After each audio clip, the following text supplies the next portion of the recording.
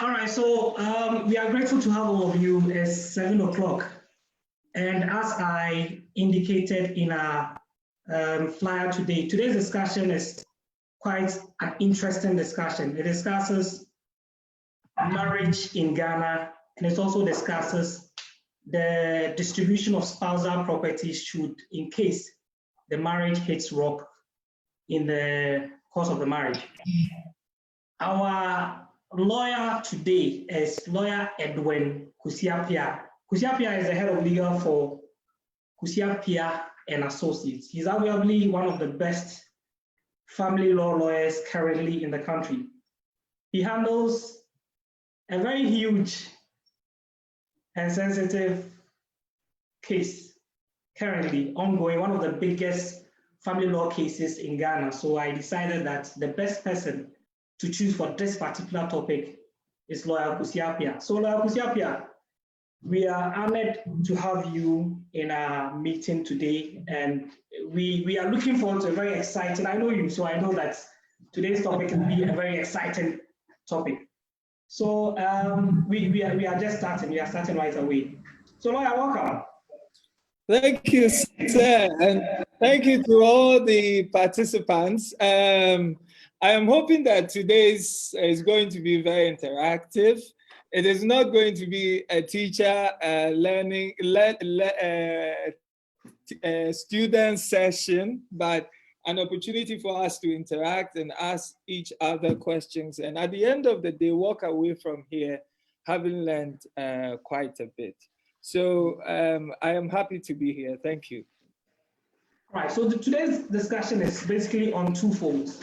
We are discussing marriage in itself, and then what happens if the marriage hits the rock. And if there are properties in the marriage, how has the court decided on these matters previously, and what is the position of the law currently? So I think we can start. So, I mean, in Ghana, when you say marriage, generally, what is marriage? What is marriage? Legally, what is marriage? Okay, thank you, lawyer. Currently in Ghana, there are 3 forms of marriages that are accepted. The first one is traditional marriage. I'll come back to it shortly. The second one is marriage by ordinance. And the third one is marriage of the Mohammedans. Now, traditional marriage is the one that we do on a regular basis, and people call it engagement. It is not an engagement in the sense that the white man understands it. You see, the white man comes and says, "Baby, will you marry me?" He brings out a ring. And if the woman says, "Oh, I agree," he puts the ring on her hand, implying or signifying that the woman has accepted to marry him at a later date. So he has engaged her. We have erroneously called our traditional marriage engagement, but it is a fully recognized marriage in law. In the past, that is what our fathers used to do, where they would go to our mothers, pay the bride price, and then take our mothers home as their bona fide wives. Now, in a traditional marriage, it is a marriage between a man and a woman. In our culture, it has not been accepted for 2 men to marry or 2 women to marry. Marriage in our culture is always 1 man, 1 woman. It is also between the 2 families, the family of the man and the family of the woman. So in traditional marriage, it is a union between a man and a woman and their 2 families. But it is a legal bona fide marriage that if you do just the traditional marriage and you don't do any other marriage, the law will still protect you that you are very much married under the law. I'll come back to that later. The next form of marriage. So you've explained the traditional marriage between 2 families. Yes. In an instance where I want to go the traditional route, yes, and then my family does not give me consent. They don't like the family of, say, my proposed wife. Can I still go ahead with my traditional marriage despite the consent or the agreement? Because typically as we grow, sometimes you may bring a girl to the house and your father, your mother, or probably your family members will say, you don't like this kind of girl. In a traditional marriage, can I still go ahead in a traditional marriage? Yes, my answer would be in two folds: the legal answer and the other answer. The legal answer is that if your family chooses not to consent to the marriage, but you can find people to represent the family, then the marriage can go ahead. So in a sense, I am saying that even though the requirement of the families are necessary, it is only necessary insofar as those who stand in for the family are present. There have been instances where your real uncle or your real father will say, oh, I don't want to this marriage, but you can go to, let's say, a friend that stands in for the family. So long as that requirement is met, that the family, somebody represented the family, that can go ahead. But the other answer is that it is always better to secure the consent of your family when you are going to marry, because it is going to be a long, arduous journey.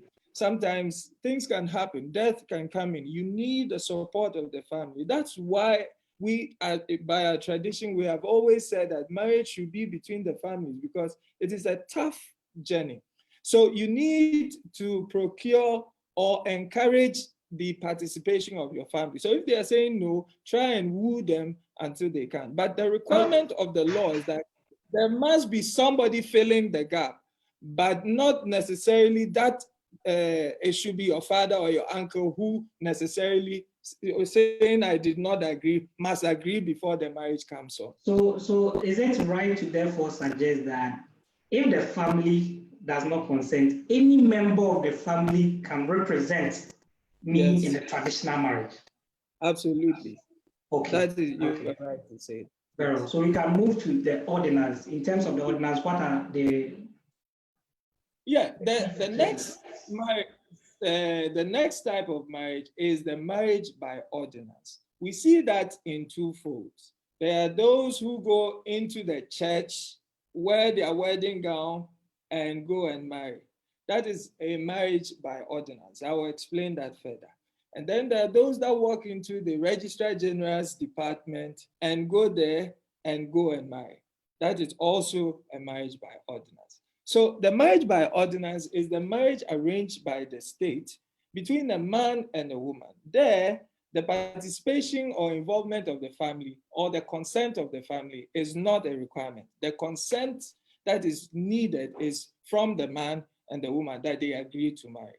In a marriage by ordinance, it is a strictly monogamous marriage. Therefore, if you have married someone else, either by tradition or something, you cannot come and try and marry another person by ordinance. When you want to marry by ordinance, it is either you're a spinster or you're a bachelor or you're a divorcee. If you already are married to somebody, you can't marry that person. That is why when you go to the Registrar General and you go to pick your forms, there's some of the questions that they will ask you is, are you married? Are you attached to somebody?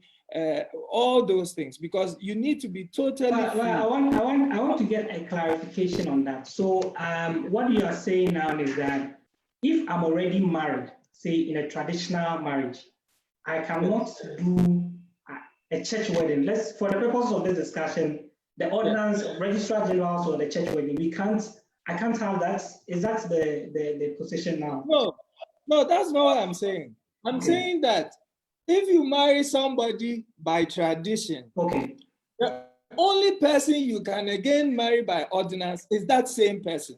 Why nobody do I not want that person again? Then you cannot marry by ordinance until you are no longer wedded to that person. Now, let me clear it well for you. You see that a lot of Ghanaian men and women will first do the marriage by tradition. They will say, Yakoye engagement. And then maybe they do that Saturday morning, and then Saturday afternoon, they go and do the marriage by ordinance, because they go into the church and do the marriage by ordinance. What happens is that they have converted the traditional marriage into a marriage by ordinance. But because a marriage by ordinance is strictly monogamous, it allows you to marry just the person you married by tradition to come and convert it into an ordinance marriage, which is strictly monogamous. But assuming that you had married two women traditionally, because traditional marriages are potentially polygamous. You can marry as many as you can, insofar as you can take care of them. If you Okay, have married, in terms of I'm looking at our audience. When we say monogamous, it means just one person. One person. But the traditional marriage, if I go and marry traditionally, it means I can marry as many as I can. As I can. It's part of the reason why, especially our women, always quickly say that when you do the engagement, go and marry me in the church. Because part of the reason is that the man who has married you in the church cannot marry any other woman. But the man who marries you in the house, the traditional marriage, can still marry several other women, because that marriage allows the man to marry more if he wants to. There's a bit of a dicey thing here. You know, recently, when they do the traditional marriage, they register the traditional marriage. Yes. So to some women, they think that if we do the traditional marriage and we are going to register, that registration is converting it into the ordinance marriage. Not so I want you to all. clarify that in the instance where you can just marry traditionally and then register the traditional marriage. No, when you marry traditionally and you convert it, you go and register it. All that you are doing is that you are bringing the marriage to the attention of the court or to the government. Okay. In simple terms. The truth is that, you see, traditional marriage, see how it is done. It is just the family members that meet in an undisclosed house and they do the rites, they take the bride price and everything, and they are married. Nobody knows that the two of you are married.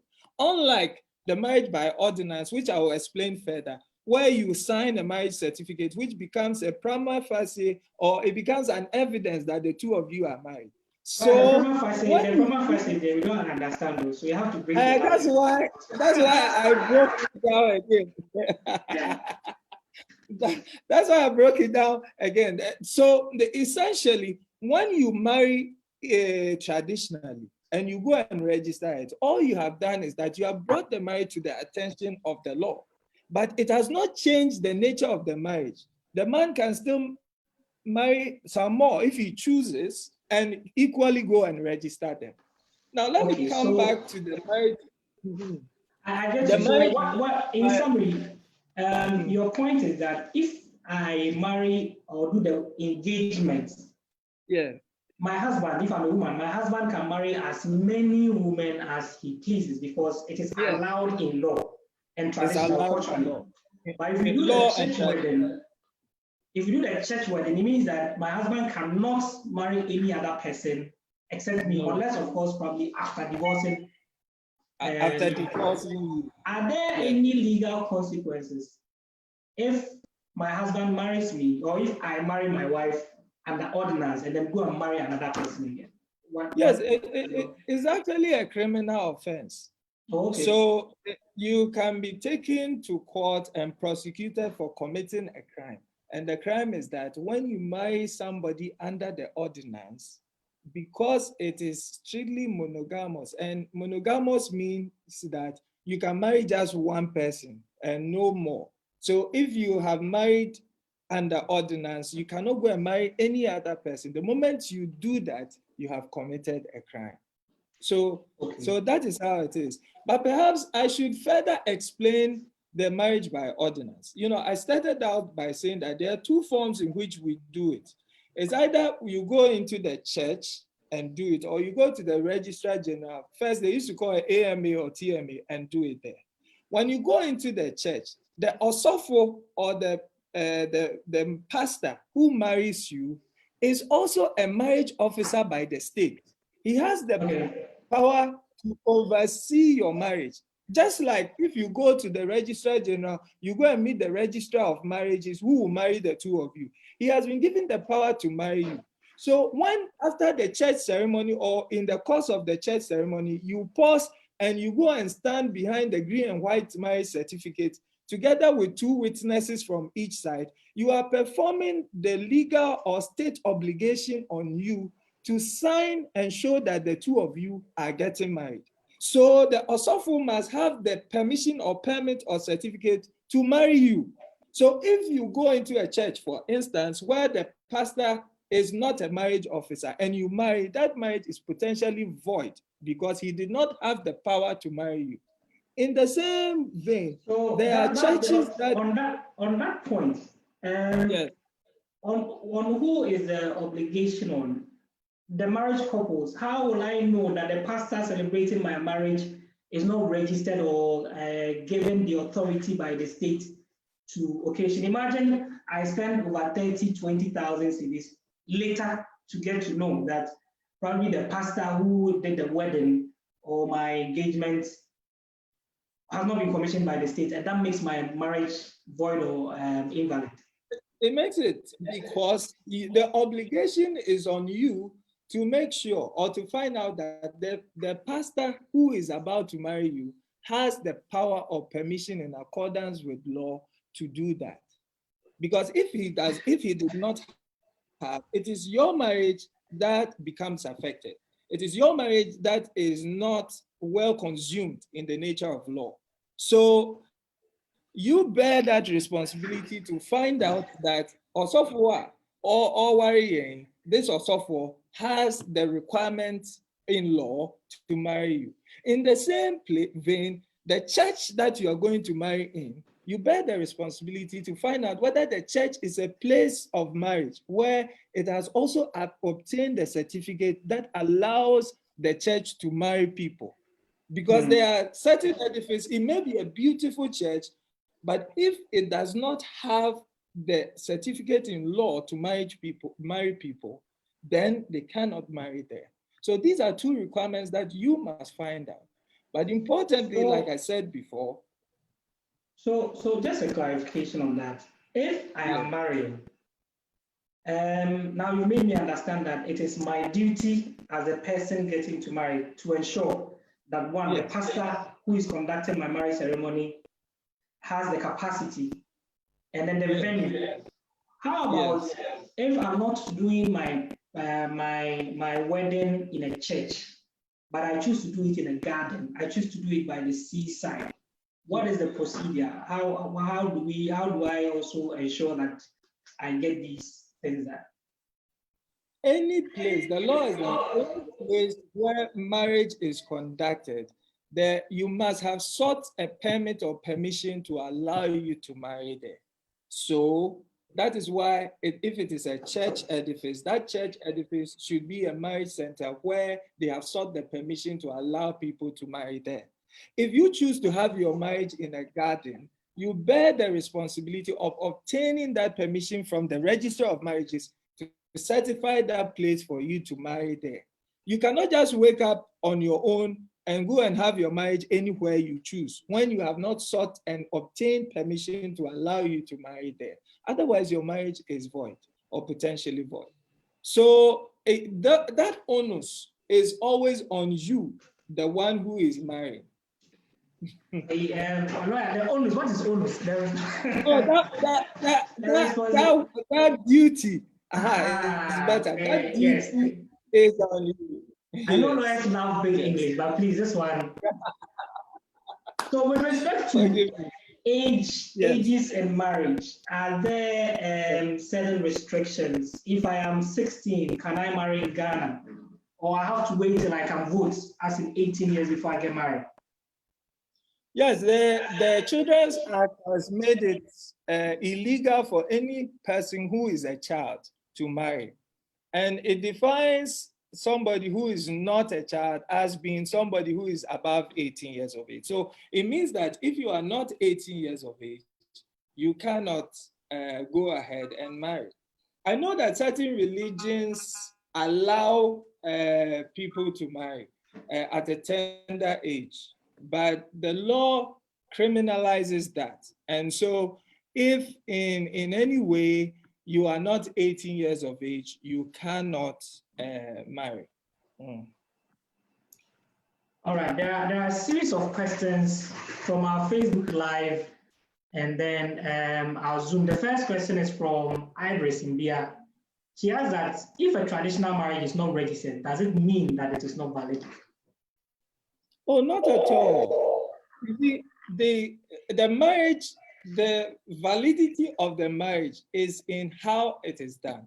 The validity of the marriage is that, number one, was it celebrated between a man and a woman? If the answer is yes, that is a good, valid point. Number two, was there family involvement in the marriage? Yes. Did the man and the woman consent, which is the most important factor? Did they agree to marry? If the answer is yes.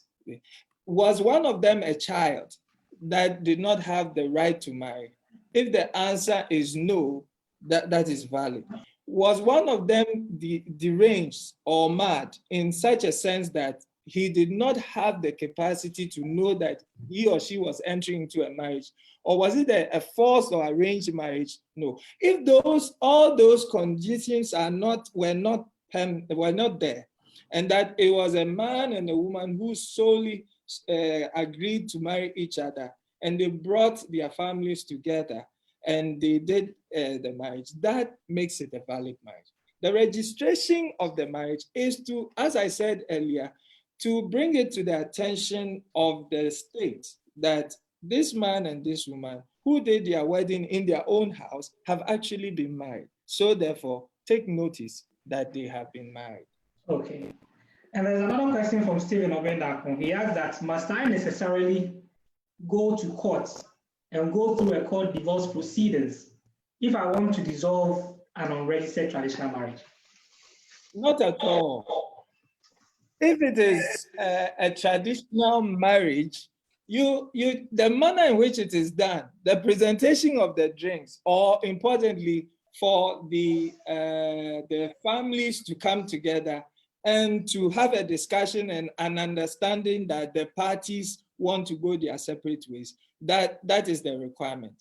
The only time that you will need to go to court is when the marriage has been brought to the attention of the law. But that is not to say that if it is an unregistered traditional marriage, you cannot apply to the court to have it dissolved as well. You can do that because the courts have a right to do everything except turn a man into a woman. So you have a right to go there as well, but it is unnecessary and burdensome. Part of the reasons why our fathers' marriages were so straightforward is that the processes are not as stressful as that of the ordinary. And in the same way, when the parties disagree with each other and want to part ways, it is equally less stressful. Because you just send what I've seen in traditional marriage is that the presentation of drinks. If yes. One party decides not to continue with the marriage, yes, practically they just bring the traditional drinks to the other family. Yeah. So I don't know whether it is affected in any way if I choose not to go to court, like what Stephen is asking. No, it's not affected. In fact, sometimes when you go to court trying to get a divorce, one of the questions the court asks, if they celebrated the traditional marriage and converted it into one of ordinance, sometimes the court wants to know whether traditionally the marriage has been dissolved, meaning every party in the marriage has agreed that they should go their separate ways. So usually it helps the court to come to that conclusion that then the parties truly want to go their separate ways. So I think the answer to your question is yes. All right, and there's another question from, okay, Osini, I can go on. Oh, if you, okay. So, yeah. And I think I may not have completed the issue of marriage by ordinance. The other type of marriage by ordinance is when the parties go to the Registrar of Marriages and goes to register the marriage there. Over there, the Registrar of Marriages would have gone through all the processes with them. By the way, before a marriage by ordinance is done, there is a publication of the marriage. sometimes it's done in the church, and you see it. What they call is the marriage bands, where the man, where his background, together with the woman and the background, is made known to everybody. And this is done so that everybody can be aware that this particular person or woman is going to marry someone else, and therefore have the opportunity to come forward and say, hey, this man that is seeking to marry another woman is already married to someone else. And therefore, in law, we call it caveat the marriage, or stop the marriage from going on. The law is that when somebody comes and stops the marriage in that sense, it should be taken to the High Court, where a judge will sit and listen to make a determination whether or not that marriage should go on or not. In fact, on the day of the wedding, yes, on the day of the wedding, if the Osofo is making the exchanging the vows, and he says, is there anybody here who has something against the marriage? And somebody wakes up and says that, I want this marriage to stop because this man is a husband to me. The law is that the Osofo must stop the wedding, and the case must go before the High Court, where a judge will sit and make a determination whether or not that marriage should go on. By the way, a quick reminder to all of us is that, and especially to the women on the platform, you cannot go and stop a marriage between a man and another woman because he has a child with you. You cannot go and stop the marriage because he is not taking care of you. The only time you can go and stop a marriage between a man and another woman, if that man has married you either by tradition or by ordinance and is seeking to marry someone else. As I said before, if he married you by tradition and is seeking to marry you by ordinance, there's nothing wrong with that. He's simply converting the marriage into another one. But he cannot marry you and marry someone else by ordinance. So those are some of the key things that needs to be known.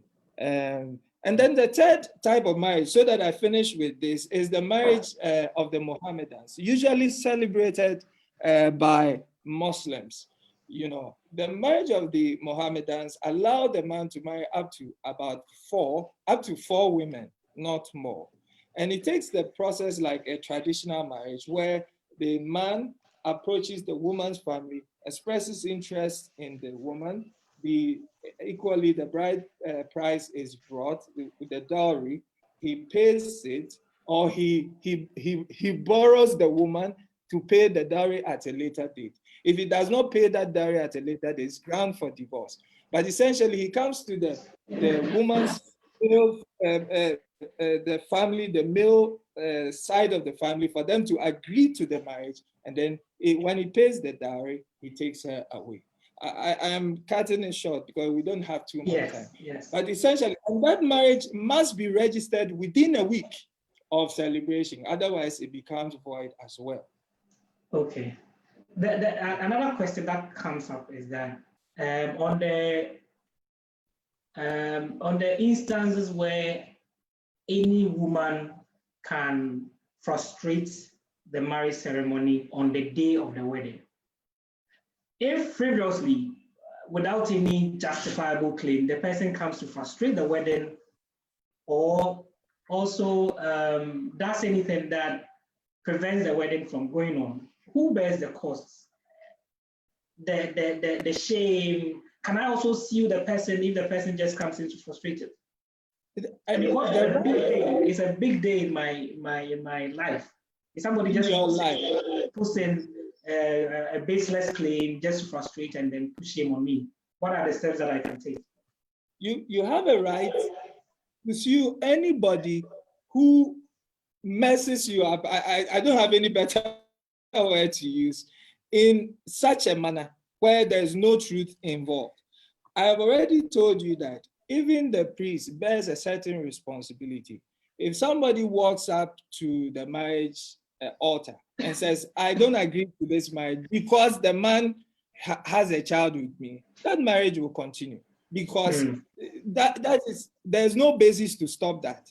nobody can force a man to marry another woman because he has a child with that woman. And that's a firm admonition to our ladies. If somebody has an intention that, okay, when I get pregnant, this one may marry me. It's not a requirement in law. You can't push any man to marry you simply because he's impregnated you.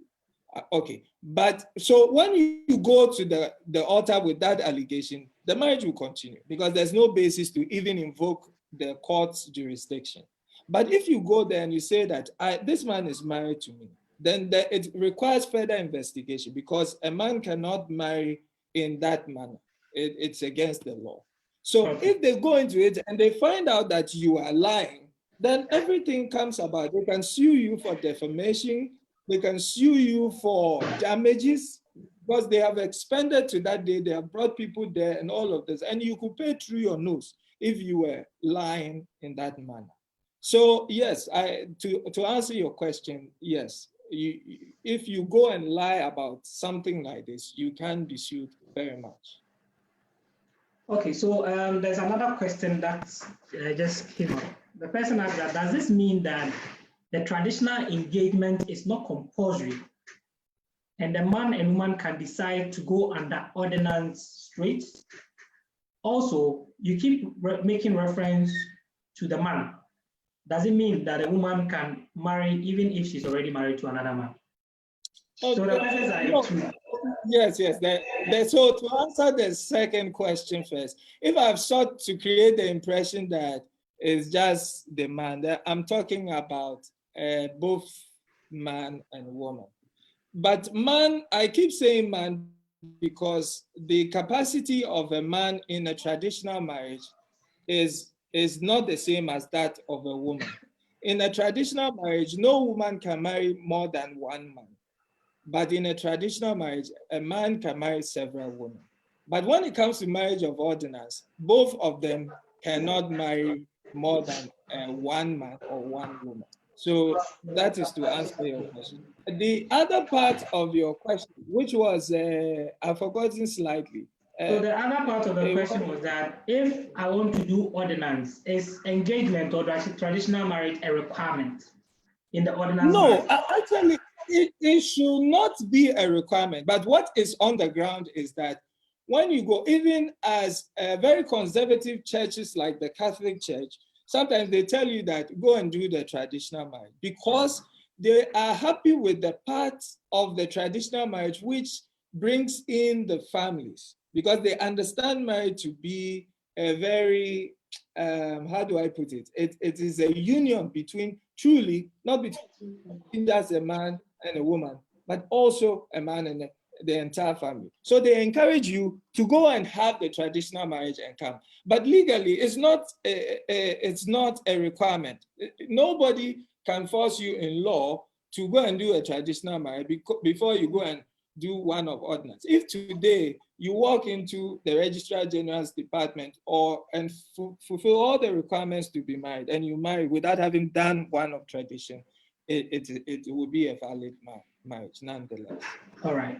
My little confusion here is that if I do the engagement or the traditional marriage, and then later decide that I want to do the ordinance, it means that I am converting the traditional marriage to the church wedding or the Registrar General's wedding. What it therefore means in my idea or my understanding is that the traditional marriage then ceases to even exist once I decide to choose to go to church. Yes.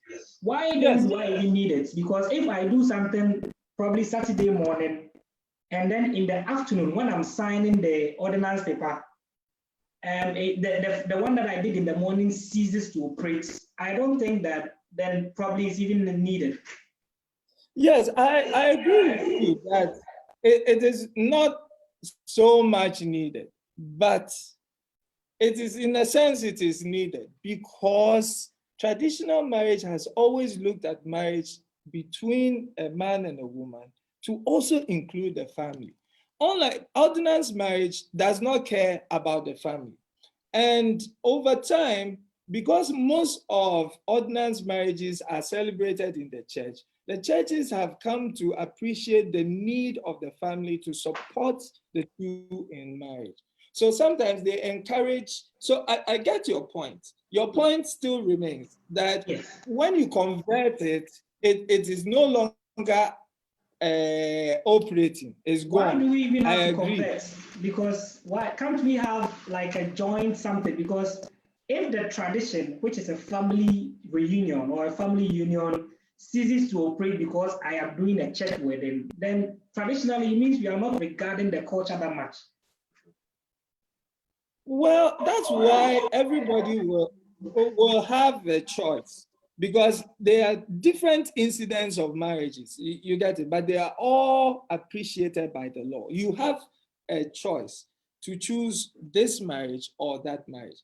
Over the years, it is we, the young ones, that have brought about this confusion, that we want to do what our fathers did, but we want to do what the white man has brought. So we go and do what our fathers have done and rush and come and do what the white man has brought. And over time, even the churches, as I have been saying now, have subscribed to it, because they think that, okay, when you do what your fathers did, you have fulfilled the essence of tradition.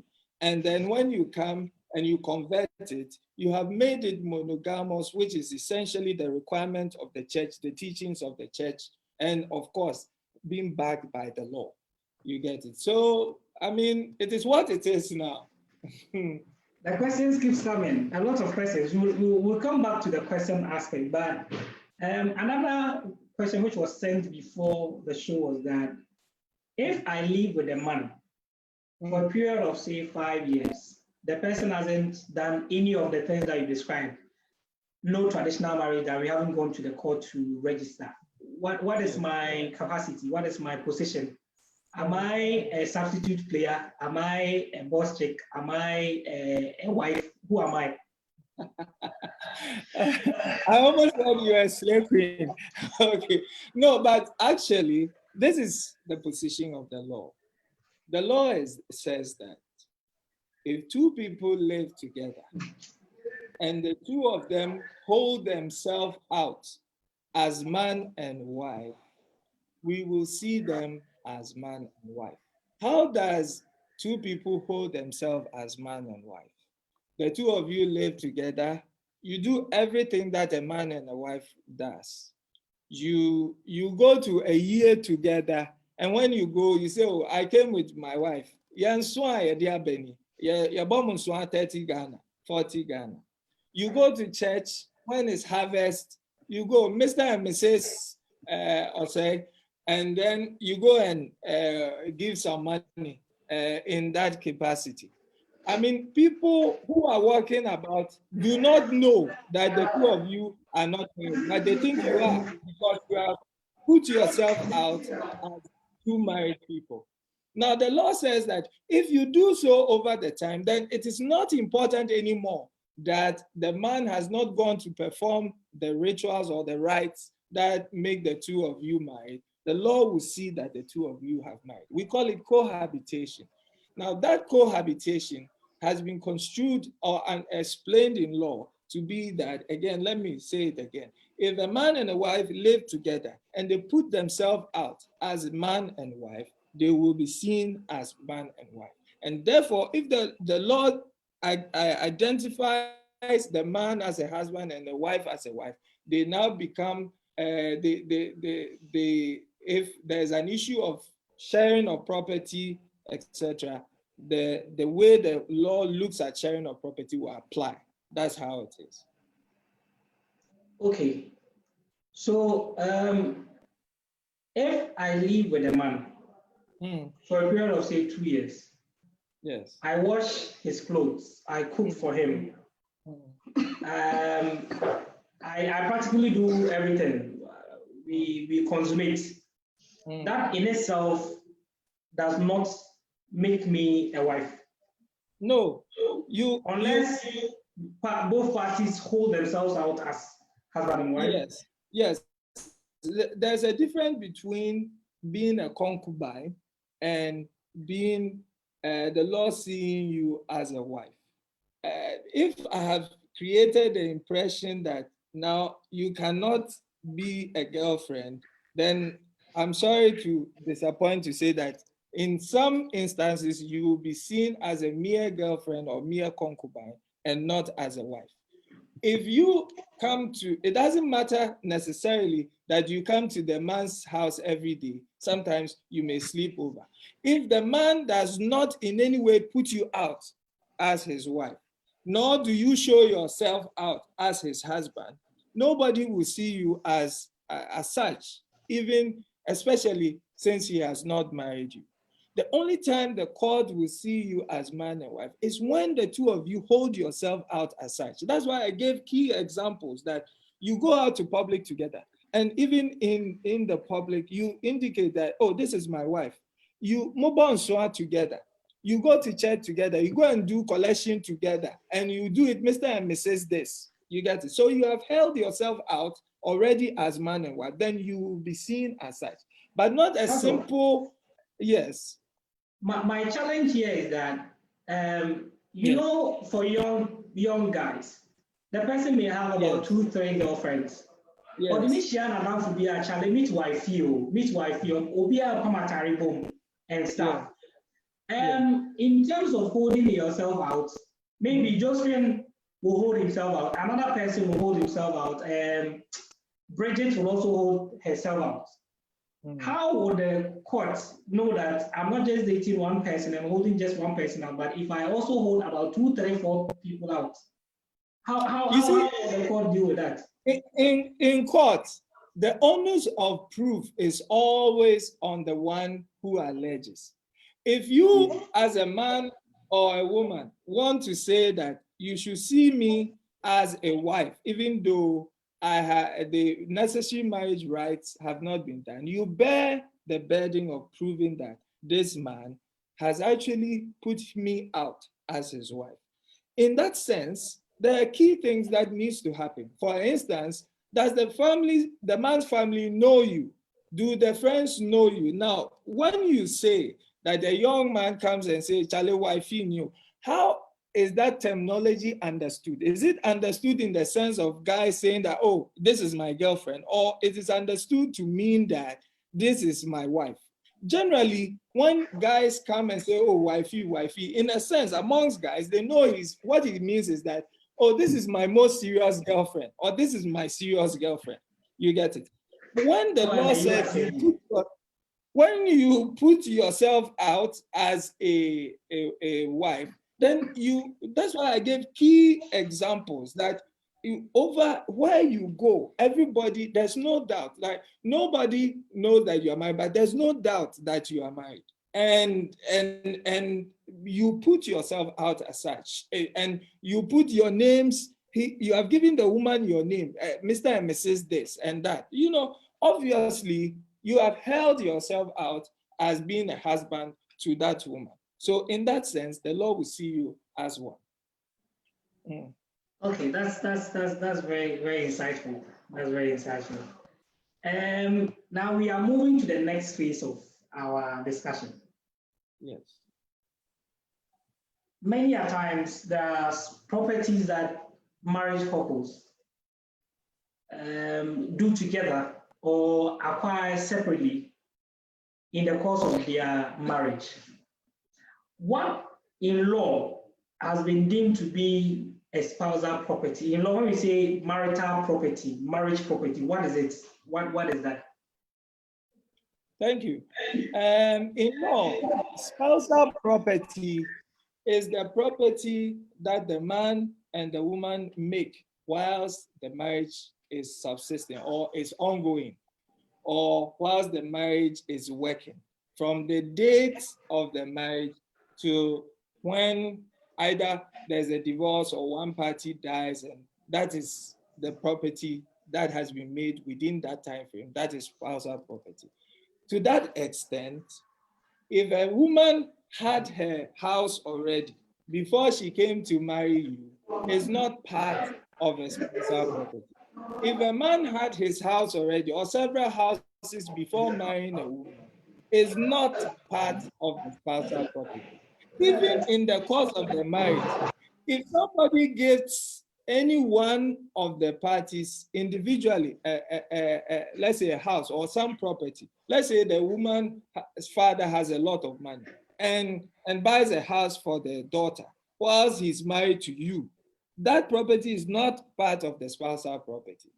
If you inherit from your folks, or your mom dies and SNIT contribution and whatnot, all of those things, you use that contribution to go and acquire a property, is not part of the spousal property. The spousal property, therefore, is the property that the two of you made. And I use the two of you in quotes because I'll explain that well.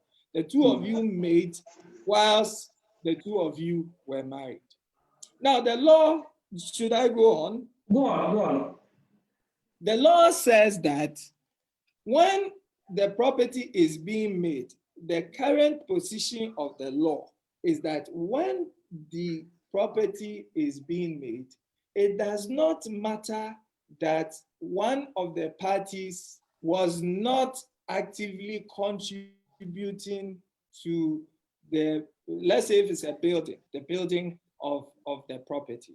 What is important, especially when it comes to the woman, is that one party was actively playing their role as the spouse in the marriage, for which reason it allowed the other party to go out there and make all the money in order to acquire the property. So let me make it simple or simpler. If the man builds the house all the time, he brought the money, give it to the masons, do this, and he's going to work every day. But the wife is a housewife, or she sells just tomatoes, when it gets small money here and there. The law is that that property that is acquired by the man should be shared equally between them, because the woman's contribution to the property was in her ability to take care of the home, perform her duties, take care of the children, which allowed the man to go to work and make all the money and the property. So that is the current position. Later, we will discuss a few variations that the Supreme Court has made regarding some of the cases. But the overriding principle is that spousal property acquired in the pendency of the marriage is shared equally between the parties. That's the overriding. All right. So it means that all properties which were acquired from the time that we got married, yes, so the time that either one of us die or probably there's a divorce, that property is a spousal property. Yes. And my question to you is that, you know, sometimes if you are sure that you marry a lady, during the period of courtship, you start planning your life together. Yeah. You may, in the period of the courtship, probably I acquire land in my personal name.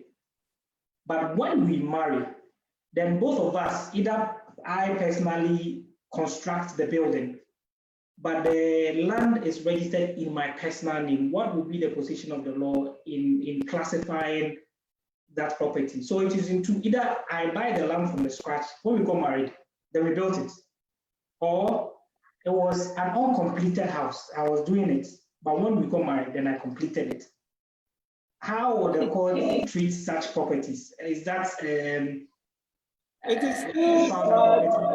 is still part of the spousal property. In the past, the court will not have allowed one party to have access to that kind of property. But in the current dispensation, the court says that the extent of contribution that has been made by the other spouse in that property entitles that the other spouse into that property.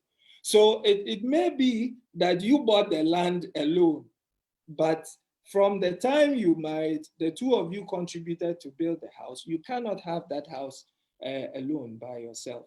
The court will declare that your partner has a right in that.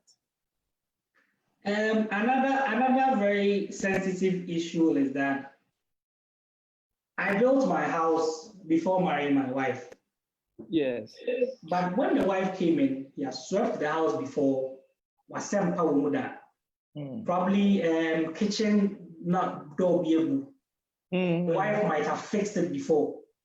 Is the position of the law now saying that before I build the property or before the marriage. The wife saying cleaning, mopping, maintaining the house, not maintaining the house, does not have any interest in it. No, she does not have an interest in it. There is one current Supreme Court decision like that, where the woman was claiming a lot in the house. And the court was of the position that this is property that was acquired before the marriage. If you made repairs, whatnots in the house, you are entitled to what you spent in the repairs. Whatever involvement you have put in the house, you're entitled to it, but it does not give you an interest in the house. The law has never been interested in taking property that belonged to a person at a different status in his life and to share it with others at a different status of his life. The law has always been interested in giving to the parties what they have equally brought on board. That is why I said that even in the pendency of the marriage, when the two of you find out, and when somebody comes and says, hey, maybe I made the way channel, the law is that it is their personal property. It does not belong to the two of you. Yeah, however, that's okay. You want to continue. However, in recent times, the Chief Justice that just went away, Judge Wood, gave a decision in a case where she maintained that it is possible for a man and a woman who are married to have their own properties whilst in the marriage. And the reason behind her judgment was to the extent that if between the two of you, you agree that this property, even though we are married and making it together, we are giving it to the man, the law will give effect to it. Or the two of you agree, okay, we will first make the house for the woman, and when we are done, we will make the house for the man. If the two of you have that understanding that these houses belong to you separately, even though it was built by the two of you in the understanding of the law will agree for the two of you to have those houses, because the law loves to give effect to what the two of you have agreed upon, and not to delve or enter into a realm whereas you are happy with what you have done with yourself, it says that no, I would still want to divide it for you. So if the two of you agree and say that, okay, we want to give effect to our properties, even though we are married, but this one is having this for their own, this is having this, then we agree. In a sense, it looks like our friends in abroad that used to have what they called prenuptial agreements, where they agreed on how they are going to sell the properties in the event of a divorce. In Ghana, we have never had prenuptial agreements, but this decision sounds or feels the closest to what a prenuptial agreement is, where the two of you give effect to what you want in an agreement, right, in a divorce, and the court gives. Let me read some questions from our viewers. Solomon Amwatren asks that, is pension considered in spousal property? Pension. Whose pension? Either of the parties, say the man's pension sum. You know, when you go on pension, there's a huge sum of money that is paid. No, because you see, it's like your emoluments. Those come to you directly.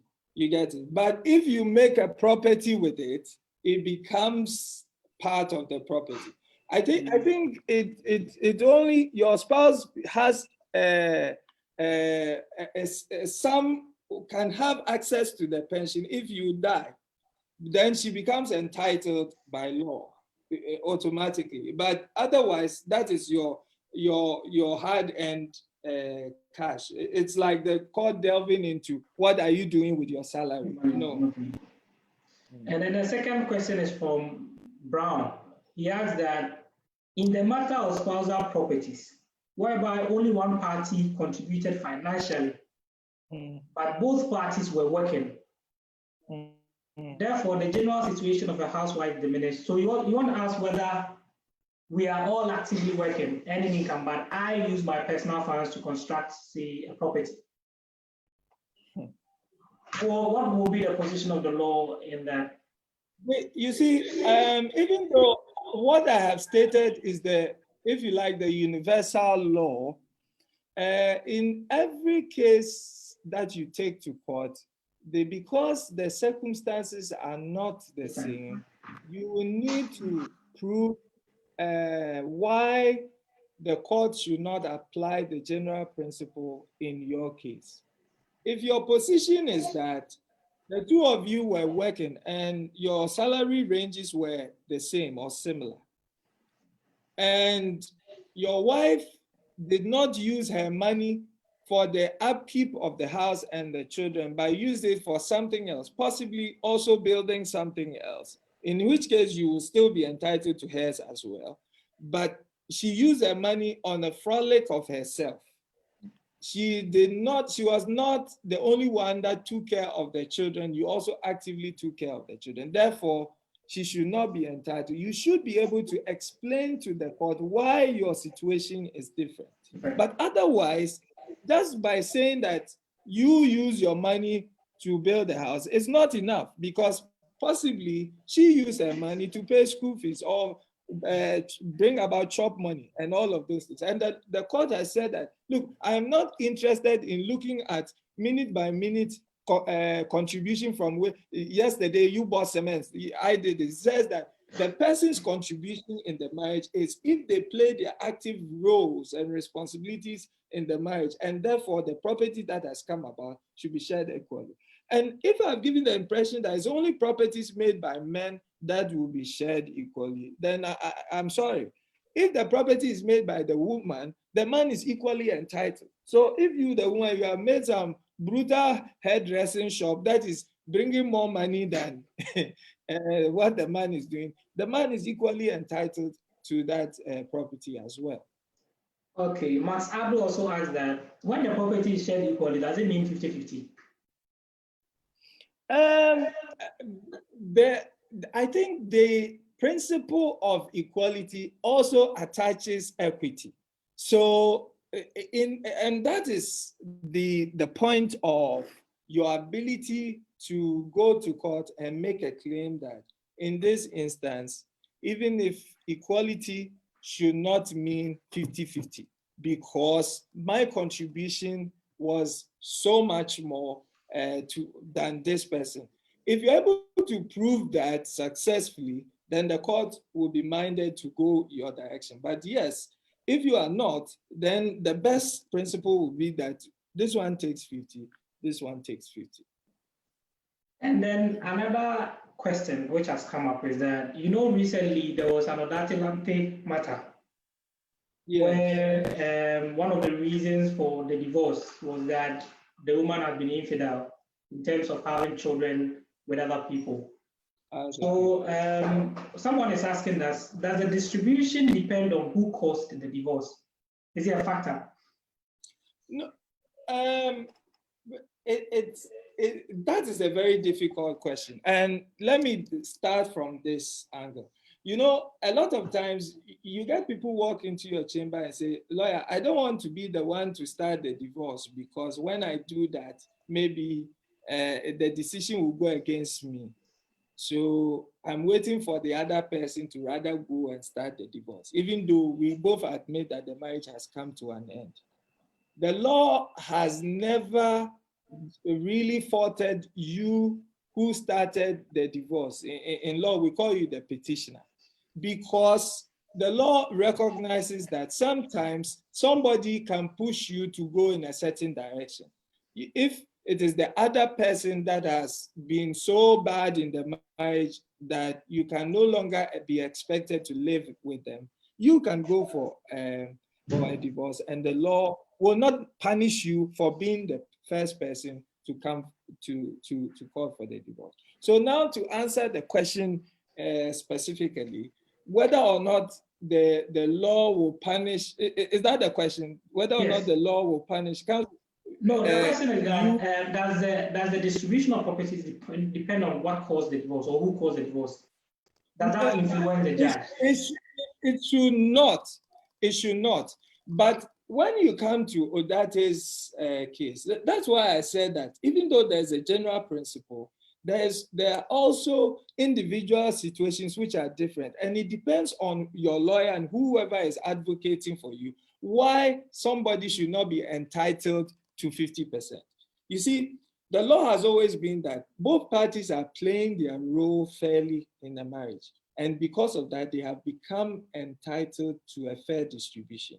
In an event where one party was distrustful, not fraudulent, essentially, because all the children that she had, not even one, but all of them were not of the man's. And the man lived with this thinking that I am in a bona fide marriage with this woman. It is unconscionable to say that such a woman should still have 50-50 of what has been made in the marriage.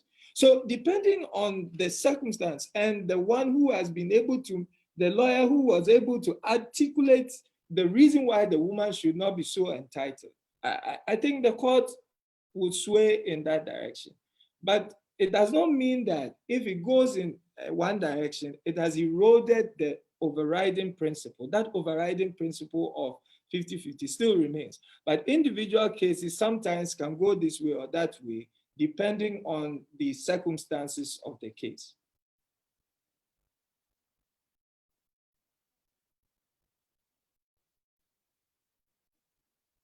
Because your mic is unmuted. All right, so another question that just came up is that while we were married, we built a house for my mom. During divorce, can she argue that she has a right to own this house we built for my mom? Oh, not at all, because the property has passed. The two of you have made a conscious effort to do something. If it's a legal title, it has passed to your mother. It was never from the beginning, it was never agreed to be part of the spousal property. So how does it become one when the marriage is on the rocks? The only thing is that maybe you assumed she knew you were building the house for your mother and agreed with it. Or maybe because she never questioned it, maybe you thought that, okay, this is it. But oftentimes, a lot of people have sought to hide property that way, to say that, oh, the property that we acquired in the marriage, I did it for my brother, or I did it for my mother, and all of this. All those tricky things will not work with the court, because the court has power to trace property. If you say that the property that was acquired within the marriage was either monies your brother gave to you to build a house for him, or your mother advanced those monies to build it for him, you have to prove it. And if you say that you built the house for your mother, you have to, again, prove to the court that she was in the know when you were building it and she agreed to it. Because if you are trying, because the marriage is not working now, to now say that it was because you built it for your mother, it will not work. The court will trace that property and add it to as part of the spousal property into the kitty of the properties to be shared. Okay. I'm trying to see whether there are any more questions that we need to answer. So at this point, if anyone has a question that I haven't read, the person can unmute themselves and then ask the question. It's time for questions. Yeah. Good evening. Yes, good evening. Good evening. Okay, this is Brown. Brown. Yes, Brown. Just to, my question, still on the spousal property. Okay, so I typed out whether from your submission, I tend to understand that the court would consider a property as spousal because probably one party was taking care of the family whilst the other party was out there looking for money to come and build. So that is the party's contribution. So what if there were no issues from their marriage? Does that change the equation? Thank you for your question, Brown. When you say issues of the marriage, for the benefit of those who are non-lawyers, in law, and especially please, I'm not a lawyer. Well, but you're using legal jargon, so well done. in law and in matrimonial causes, when we say issues, we are referring to children. So when he says what if there are no issues, what he's asking is what if there are no children in the marriage? Whether or not there are children does not change the position of the law. Because as for children, they are blessings. You can live a full lifetime of marriage and not have children. So what you are entitled is your entitlement. You get it. Now, if the two of you married, and to rephrase what we meant by spousal property, we said it is property that is acquired by the man and the woman in dependency of the marriage. So it is possible that the man contributed, the woman contributed physically. Then it's possible that the man could not contribute physically, but the woman only did. Or the woman could not and the man did. And the law says that you don't need to have contributed physically to a property to become entitled. Now, we have gone on to postulate further that if you feel that the general position of the law being that the woman is or the man is entitled to property that they may not have contributed physical cash to, you must prove that there's an extenuating or different circumstance for which reason that spouse of yours is not entitled. So children are good. It makes it easier to make that assertion, but it is not a requirement in the dissolution of property, spousal property. Okay, thank you. All right. Any other question from? I think basically we've answered almost all the questions. Hello. Can you hear me on this one? Hey, Solomon. Yeah, how are you? I'm fine. Also. Yeah, Edwin, I've really enjoyed your brief lecture for today. Thank you. Thank you for joining. I just think I disagree with you on the point regarding the pension. If I got you correct, you sought to explain that pension is not included in spousal support. And I want to make sure that I got you correct before I proceed. Yes, I did so, but I am very, very happy to be pointed to see I am wrong and learn from it. So let me hear your position, sir. Yes, because my position is that a spouse is entitled to any money accumulated during the pendency of the marriage, which includes any money that is contributed towards retirement. It's just like maybe saying that during the pendency of this marriage, I invested in maybe bills or in bills or maybe in bonds. During the divorce, you cannot take that one out. It's part of the investment we made at the time of the marriage. So I believe that although it's a gray area, our law has really not developed in that regard. Because if you look like places like Canada and the advanced countries, pension is one thing that you cannot even ignore when it comes to spousal property. So maybe it's an opportunity for our court to rule on that one. But I believe that pension should be included in spousal property. Thank you so much, Counsel. I think you make a lot of sense in that regard. I was looking, and you are right, the law has not extended to that direction. But I was looking at pension when he said it to mean that the man's personal emolument as he had saved us at that time. From your position, it makes a lot of sense. So maybe it's an area that we should do further research in and get back to our esteemed listeners there on. If this is Brown, if I may weigh in on this. Yes, Brown. I've come to learn something recently. I think in the case of Ghana, the pensions is managed, or the benefits of pensions are under the Smith law. Yes. And I'm sure the Smith law would have defined these things, because I know that in a situation where one party is deceased, then the pensions law, whatever number it is, defines how it should be shared, which includes a spouse. Yeah.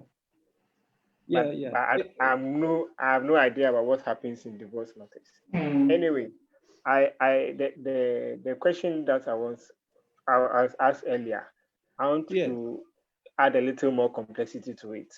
Okay. So a scenario: a man is married under traditional marriage to a woman, and then under traditional you can marry more than one.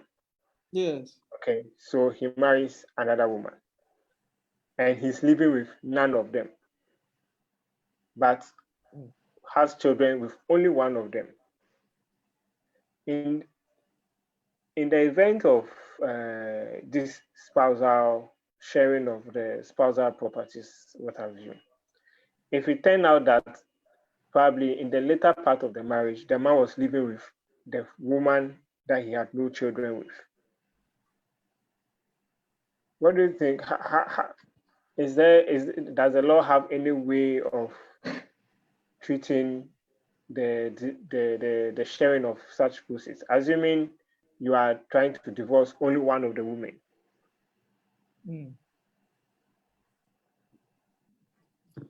I get a sense of your question. Thank you. It's complicated, but we will do our best. Yes. So a man, let me simplify the question. He's saying that what if a man has married two women under tradition and is seeking to divorce one of them? The one that he's divorcing is not one that he has a child with. Okay, so let me begin from the position of children. In a divorce, the issue of children only comes about when we are determining custody. But when it comes to spousal property, if the court may decide, even in dividing the property, to say that, okay, this one should go to this one and that one, in the terms of the division, it's also looking at where the children will be. Otherwise, it will ask the man to fend for the children as well.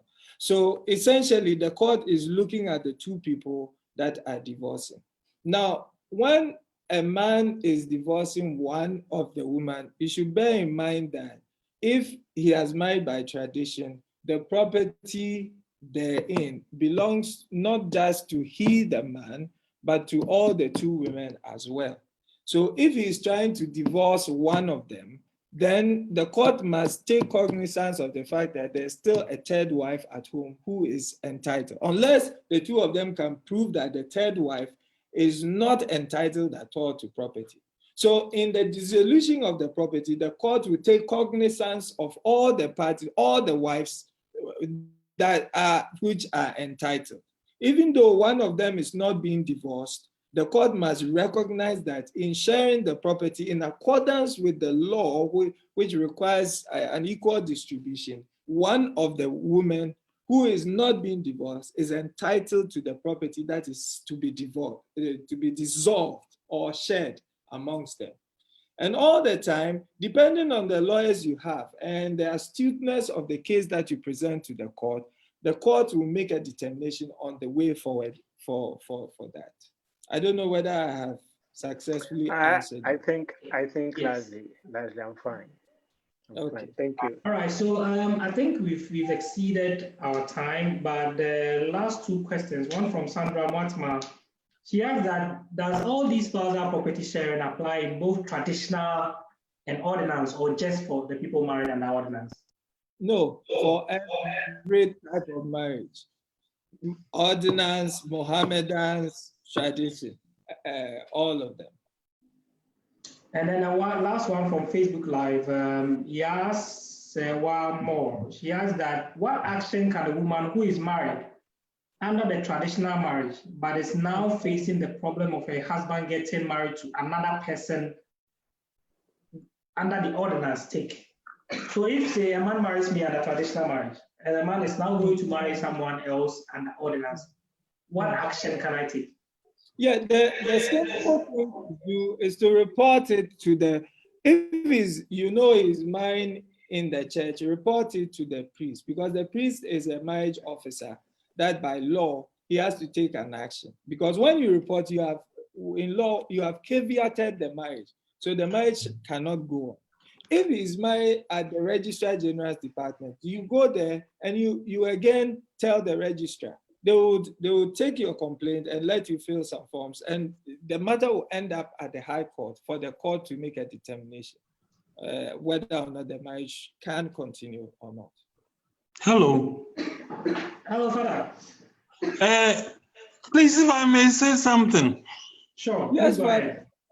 Because my nephew, Honorable Osei Berima, said something that frightened me a bit. He said that it looks like he does not understand exactly what happens regarding going to the family to do the traditional marriage and then coming to the church to do the church wedding, no? And I want to clarify that, because no Catholic priest will do your your holy matrimony for you without first making sure that you've gone to do the traditional marriage. And the difference is that, remember, marriage is a natural institution. Here in Rome, there are a couple, they were not Catholics. I have prepared them to become Catholics, but by virtue of their civil marriage, we are not going to do any wedding for them, because marriage is a natural institution. And as you know from Genesis and from Ephesians, it's already there.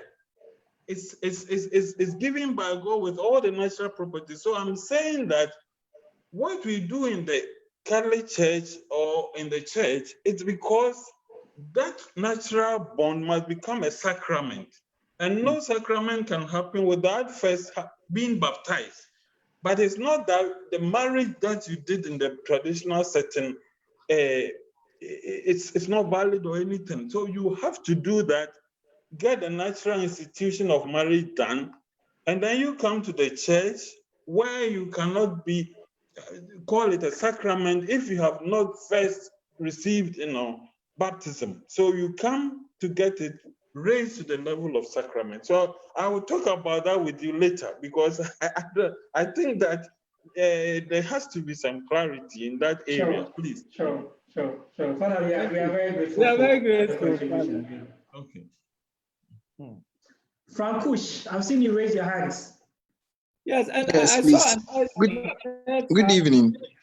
So my question is that in a case of marriage where there are spousal properties to be shared, and one of the partners unfortunately loses his life, okay, and then in the event of him losing his life for the properties, so in this case where there are issues also involved, where he gave the properties to the issues and some to his family members, in this case, what does the court stand on this? Frank, thank you very much for your question. There's a part of a discussion that we could not get to because marriage is broad and we couldn't discuss every aspect of it. The dissolution of marital property does not only come about in divorces, it can also come about at the death of one of the parties.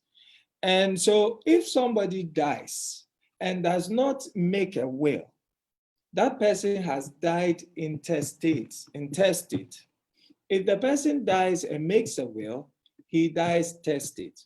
Now, when you make a will, you can give only the property that belongs to you to someone else. So in a spousal union, if a man and a woman are living together, the man cannot wake up and will away the entire matrimonial home to somebody else because the wife already has a stake in the marriage and in the property if they built it together. You get the point. So it's the same thing. If the man died without making a will, he died intestate. PNDC law 111 guides the dissolution of property that did not have a testator. And that one, the dissolution is in percentages. The wife's percentage is there. That which goes to the children, if there were children in the marriage, is there. And that which goes to the family is also there. Remember, when we say family, it includes the person's mother, father, brothers, and uncles before you think about all other people. Sometimes when we say family, people get upset and say, you are thinking of that uncle in the village who possibly is drinking all the time and becoming entitled to the property. But it includes all these key people who may have played key roles in your life. And even uncles, especially those of us that come from matrilineal families, sometimes your uncle may have played a key role, a huge key role than even your father would have. So back to your question, if a person dies and they were sharing the property and the person did not make a will, the wife's part of the property goes to her automatically. The part of the husband's property will be shared in accordance with PNDC law 111, where the wife will have her portion of her husband's property. Then the children, if there are children, will have their portion, and then the family will have its portion. All right. Time is fast spent. Lawyer Kusi Appiah, on behalf of Lawyers Global, we want to say that we are extremely grateful for your time. And I believe that each and every person that joined today's session, Annette. Yes, I'm here. All right, you can go ahead. I'm surprised Onismos didn't want me to talk. Oh, Annette, please go ahead. Oh, Lawyer Kusi, thank you. Yes, Annette. In fact, I've revised my family law notes so much. Thank you. Yes, thank you so much. I wanted to ask a question. Someone called me at the back and she wants me to ask a question for her. Yes, please. So she purchased the property with her husband. Even though they did not contribute 50-50, she wants to know if she will be entitled. She's listening. She wants to know if upon divorce, she will be entitled to 50%, because aside the percentage that she contributed, which is not up to 50%, she has also stayed home as a mother and taking care of all the children. She doesn't have a full-time job, but she has contributed by way of staying home and taking care of the children. So she wants to know how much she will be entitled upon divorce to the property they purchased together. So their property is in their joint names. So Mr. and Mrs. Kusi Appiah. Annette, your case is very, very straightforward. And tell her that, number one, the mere fact that the property is in their joint names has in itself made them 50-50 shareholders in the property.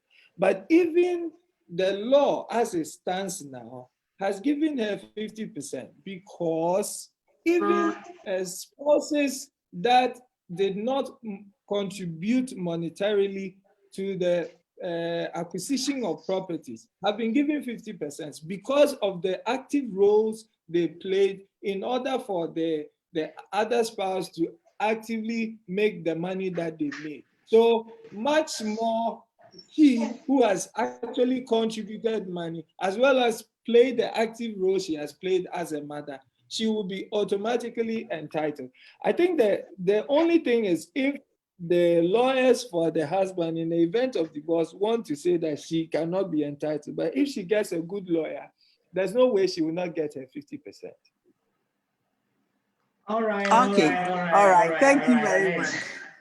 That is the last person to ask questions. Somebody is asking whether there's a number or email address that they can send the questions to. Yes, we'll send you, for all those who registered, through the link. We'll send you confirmatory emails thanking you and then sending you the email that sends you the registration information.